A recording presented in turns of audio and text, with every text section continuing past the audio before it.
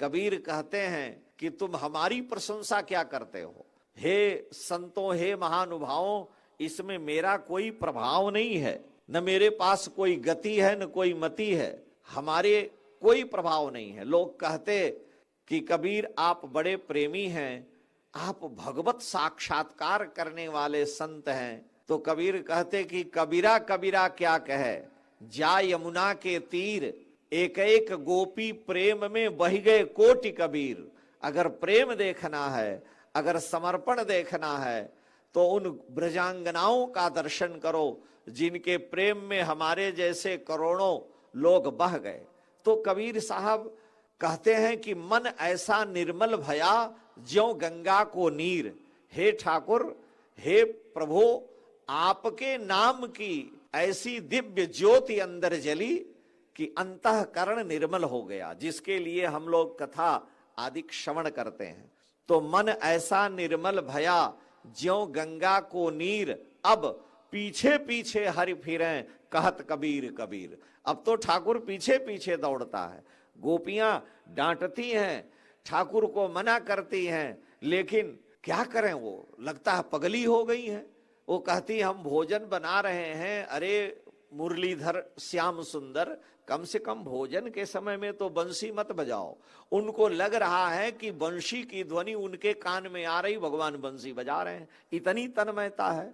यहाँ बजाने पर भी विषयों के प्रति प्रवृत्ति होने से सुनाई नहीं देता, और उनको संसार के व्यवहार में लगी हैं, फिर भी बंसी की ध्वनि कान में आती है। तो कहती हैं, हे मुरहर, हे मुरदैत्य को मारने वाले श्याम सुंदर, रंधन समय, कम से कम रंधन माने भोजन पकाते समय तो माकुर मुरली रवम मधुरम, बंसी मत बजाया करो। क्यों कि नीरस मेघो रसताम, आपके वंशी का ऐसा जादू है कि आकाश में बादल घिर आते हैं। कृशानुरप्येत कृष्णतरताम, हमारी लकड़ी गीली हो जाती है, आंखों से पानी गिरता है, जलती नहीं, भोजन नहीं बन रहा है। ये इतनी तन्मयता गोपियों की है, ऐसी विशिष्ट भावा स्थिति उनकी भावमयी है। तो कबीर कह रहे हैं, अगर प्रेम देखना है, अगर हृदय की निर्मलता देखनी है, तो उन गोपियों की ओर जाओ। मेरे हृदय में मेरा कोई चमत्कार नहीं, मेरा हृदय तो निर्मल, यद्यपि मैं पतित था, मैं गया गुजरा था, लेकिन मेरे गुरुदेव ने मुझ पर कृपा की। कबीर कहते हैं कि हमारे गुरु दीन ही एक जरी, मेरे गुरुदेव ने एक हमको जड़ी दे दी, बस, और कोई उन्होंने कुछ हमें दिया हुआ नहीं। जगत गुरु भगवान श्री रामानंदाचार्य पंचगंगा घाट की सीढ़ियों पर कबीर लेटे थे। कई बार गए दीक्षा लेने के लिए, लेकिन भगवान जगत गुरु श्री स्वामी रामानंदाचार्य ने, जिन्होंने ये सिद्धांत दिया कि सर्वे प्रपत्ते अधिकारिणः मता, प्रपत्ति के सभी अधिकारी हैं। अभी स्वामी जी कह रहे थे कि कथा वार्ता आदिक यानी शिवत्व के लिए ये सारे साधन होने चाहिए। साधन चतुष्टय संपन्न ही वेदांत का अधिकारी है। यम नियम आदिक से संपन्न हो, यह मूत्रार्थ फल भोग विराग हो, इस लोक उस लोक के फल की कामना न हो, इन सबसे संपन्न होगा तब जाकर के शिवत्व को प्राप्त करेगा। लेकिन भगवान के चरित्र में साधन चतुष्टय की आवश्यकता ही नहीं। भगवान के नाम में ऐसा जादू है कि चाहे कितना भी पतित से पतित हो, उसके हृदय को नाम महाराज निर्मल कर देते हैं। कबीर कह रहे हैं, भगवान रामानंदाचार्य ने हमें मंत्र नहीं दिया, लेकिन मैंने जिद कर ली कि समर्थ गुरु से, जो भगवान रघुनाथ जी के अनन्य प्रेमी हैं, शिव जी भगवान विश्वनाथ जिनका आलिंगन करते हैं, मैं उनसे दीक्षा लेकर रहूंगा। लेकिन जब नहीं मिली तो सीढ़ियों पर पड़े रहे। रात्रि में भगवान गंगा स्नान करने के लिए जगत गुरु रामानंदाचार्य निकले तो उनका पैर कबीर के छाती पर पड़ गया लेटे हुए। तो उन्होंने कहा, बेटा राम राम कह। उन्होंने यही दीक्षा ले ली कि गुरु जी की वाणी में शक्ति है। भगवान शंकर अमर कथा सुनाए पार्वती जी को, अमर नहीं हुई। और एक बार कहा, पार्वती तुम 1000 नाम छोड़कर एक बार राम कह दो, और पार्वती जी ने एक बार भगवान शिव के हृदय में जो राम नाम विद्यमान है उच्चारण कर दिया। और पार्वती जी ने अमरता को प्राप्त कर ली। रामे त्युक्त्वा महादेवी भुंक्ष शार्धम मयाधुना। भगवान शंकर ने कहा राम रामेति रामेति रमे रामे मनोरमे सहस्रनाम तत्तुल्यम राम नाम वरानने। एक बार इस नाम का उच्चारण करो। पार्वती जी ने कहा अभी तक हमको आपने क्यों नहीं दिया, 1000 नाम इतने वर्षों से मैं कर रही हूं।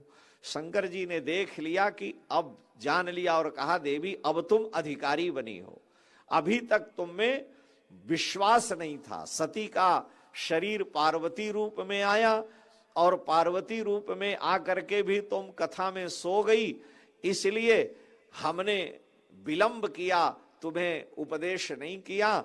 अब वहां सो गई तो कोई बात नहीं, एक बार राम नाम लो और तुम काल के भय से मुक्त हो जाओगी। कबीर साहब यही बात कह रहे हैं, हमारे गुरु दीन ही एक जरी। हमारे गुरुदेव ने एक हमें जड़ी दे दी।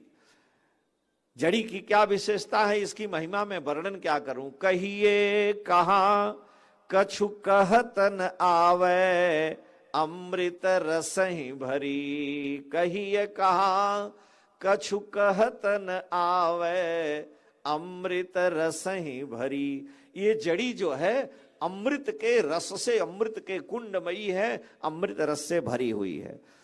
या तो मरम या को मरम न को पावे अति ही अमोल खरी। ये अमूल्य जड़ी है, इसका मर्म, इसका रहस्य आज तक कोई जान नहीं पाया है।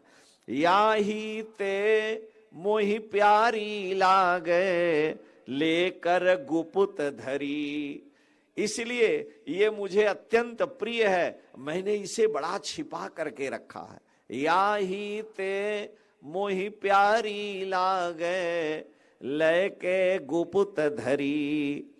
अमन भुवंग अरु 5 नागिनी। मन ही सर्प है। मन भुवंग अरु 5 श्वास।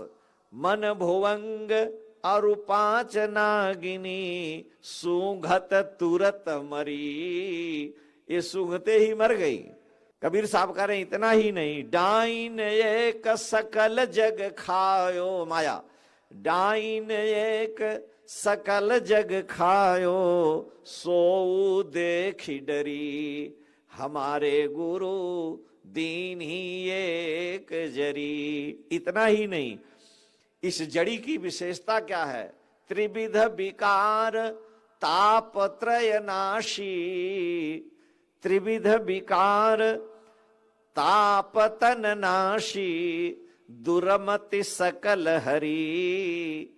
अजा सुमिरन सो मृत्यु परानी। जिसके स्मरण से जा सुमिरन सो मृत्यु परानी और कहां बपुरी। जिसके स्मरण से मृत्यु भी दूर भाग जाती है, और की तो बात ही अलग है।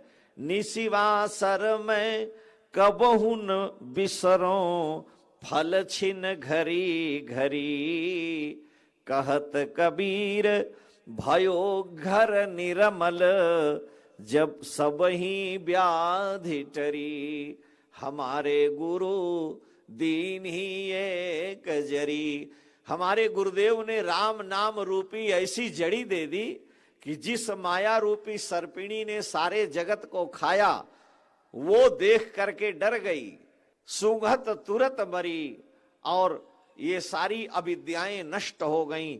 कबीर साहब के कहने का मतलब है ये अनुग्रह, ये महिमा अंतःकरण के निर्मल में भगवान के पावन नाम का स्मरण सबसे श्रेष्ठ उपाय है। अच्छा देखिए, आप लोग रामायण गीता भागवत सुने हैं। एक बड़ी विचित्र बात है, रावण भगवती सीता का हरण करके ले गया।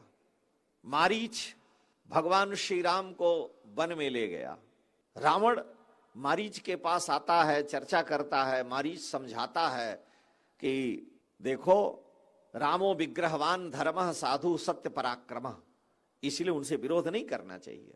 मारीच ये बात कहता है, रत्नानि रथांश्चैव त्रासम ही जनयन्ति माम। मारीच कहता है जब कोई रत्न बोलता है अथवा जब कोई रथ शब्द बोलता है तो रत्न बोलने पर ज्यों ही वो र बोलता है, मैं डर के मारे थरथर कांपने लगता हूं कि कहीं राम न कह दे, इतना मैं डरता हूं। उन्होंने मुझे मानवास्त्र से मारा।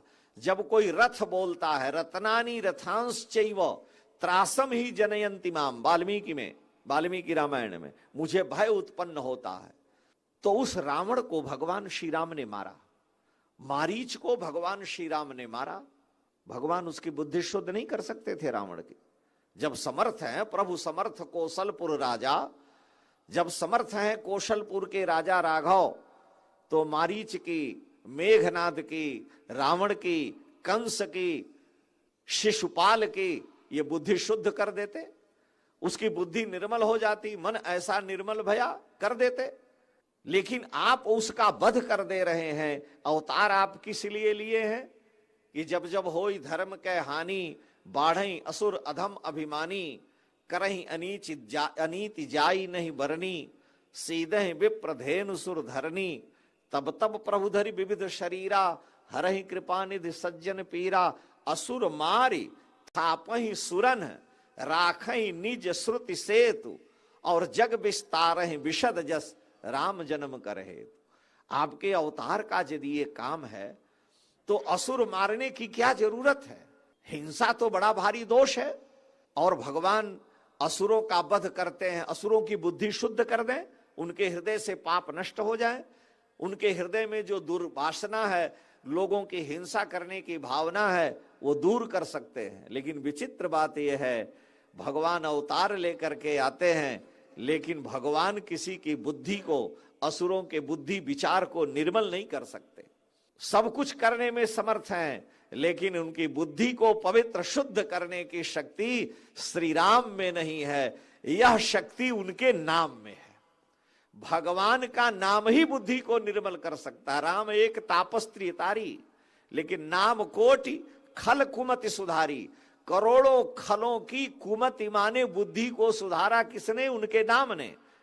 नहीं तो राम जी रावण की बुद्धि सुधार देते, लेकिन नहीं, भगवान से बढ़ करके उनका नाम है, शिव से बढ़ करके शिव नाम है। शिव नाम पतित से पतित प्राणियों का भी बुद्धि सुधारने वाला है। राम नाम प्राणियों के बुद्धि विकार को सुधार देता है, लेकिन ठाकुर उसका वध कर सकते हैं, उसकी बुद्धि के सुधारने की सामर्थ्य इनमें नहीं है। इसलिए तो मार करके ही उद्धार करते हैं। ये बात अलग है। क्यों? कि वो सामर्थ्य बुद्धि की तो भगवान नाम की साधना करेगा। जब बहुकाल करी सत्संगा, लंबे काल तक सत्संग करते करते ऐसा रंग चढ़ेगा कि नाम उसे अत्यंत मीठा लगने लगेगा। पहले तो कलयुग बेचारा बड़ी चिंता में पड़ गया, भगवान की शरण में गया कि जब सारे लोग राम नाम शिव शिव कह करके तर जाएंगे तो हमको आपने क्यों पैदा किया?